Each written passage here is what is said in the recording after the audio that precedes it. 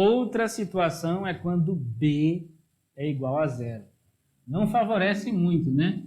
Você tem aqui ax² mais c igual a zero. Porque se por acaso b é zero, o termo bx é zero. Então, ele não vai fazer nenhuma diferença aqui na própria expressão, né? Nós estamos considerando em que b é igual a zero. Tá? Bom, nós temos essa condição. Então, o que a gente pode fazer aqui, no caso de ax² mais c? Então, é a única parte que a gente tem, né? A parte do termo de grau 2 e o termo de grau 0, da variável de grau 0, né?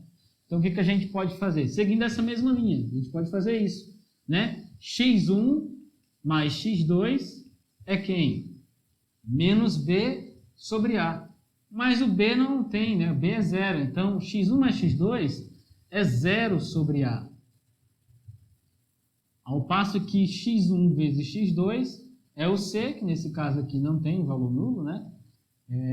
C e o a. Então, mantém de toda forma, né? O que a gente obtém dessa informação aqui, né?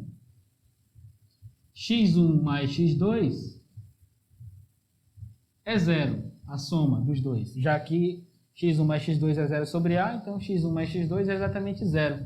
Então, nesse caso aqui, o que a gente pode concluir como informação relevante? É que o x1 é simétrico do x2, porque x1 é exatamente menos x2. Então, uma informação interessante que a gente tem é, se a gente descobrir quem é x1, então o x2 é o simétrico dele, né? Simplesmente, por um exemplo, né? Se por acaso você descobre que o x1 é 2, então o x2 é menos 2, né? Se o x1 é menos 10, então o x2 é 10. Partindo disso, então, quem é x1 vezes x2? A gente sabe que isso é c sobre a, né?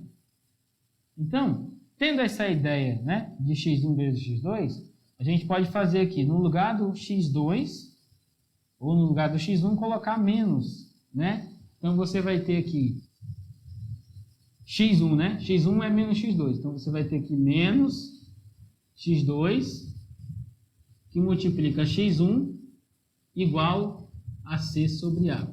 Então, é isso que você tem. Então, você tem aqui o 2 aqui, menos x2 ao quadrado, igual a c sobre a. Então, você pode colocar aqui esse menos, né? Multiplicando por menos dos dois lados, você vai ter que x ao quadrado, x2 ao quadrado, é menos c sobre a. E aí você pode escrever aqui essa potência, né, desse outro lado como uma raiz quadrada, como radiciação. Então, x2 é exatamente a raiz quadrada de menos c sobre a. E quando você faz isso, você abre algumas oportunidades, né, algumas opções.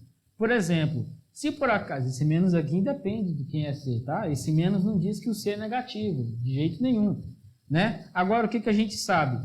Nós não temos valores para raiz quadrada dentro do conjunto dos números reais, se por acaso o indivíduo que aparece dentro da raiz for negativo. Então, o que nós sabemos de imediato?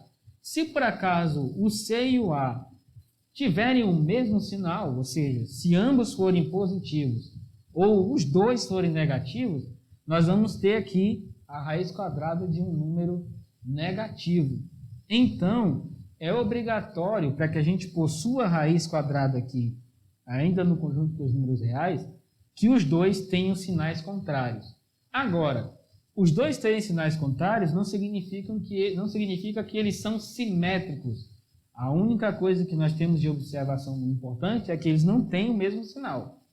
Tá? Se o C for negativo, o A tem que ser positivo. Para que isso daqui me dê uma raiz quadrada no conjunto dos números reais. Tá? Não estou dizendo que a expressão tem que obrigatoriamente ter, né, os sinais aqui, os dois têm que ter sinal contrário, não. É simplesmente para que isso aqui funcione no conjunto dos números reais. Então é a primeira coisa que você observa. Vou colocar um exemplo para você enxergar melhor do que eu estou falando, né? Aqui, nós estamos na situação em que o b é zero. Então você tem lá 4x² menos 2 igual a zero. Olhando para cá, você consegue enxergar o seguinte. Bom, o A e o C possuem sinais contrários. Se ele tem sinais contrários, então o que a gente sabe de imediato? Essa equação tem raiz real. Então essa é uma informação extremamente importante. Porque se você vê que os dois têm o mesmo sinal, então essa equação não possui raiz real. Você não vai perder tempo fazendo fórmula de Bhaskara para você descobrir depois disso, depois de calcular o valor de delta, você vai descobrir que ela não tem raiz real.